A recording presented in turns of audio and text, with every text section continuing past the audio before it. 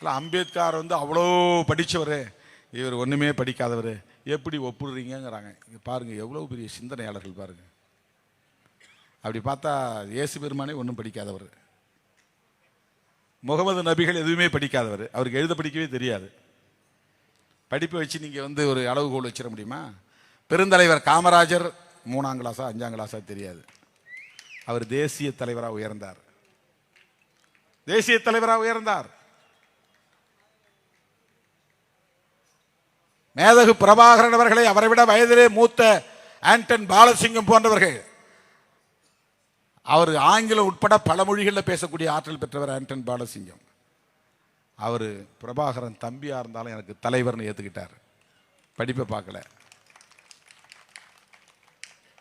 ஆளுமை தான் முக்கியம், படிப்பு முக்கியம் கிடையாது.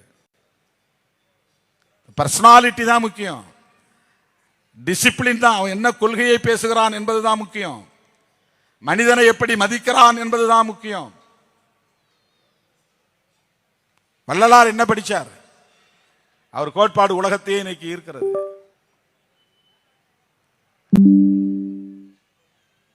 பெரியாரையும் அம்பேத்கரையும் இன்றைக்கு அப்படியெல்லாம் ஒப்பீடு செய்து அம்பேத்கர் வேண்டாம் என்று சொல்லுகிற அரசியல் இந்த மண்ணிலே நடக்கிறது. ஆபத்தான அரசியல், நினைவிலே வைத்துக் கொள்ளுங்கள்.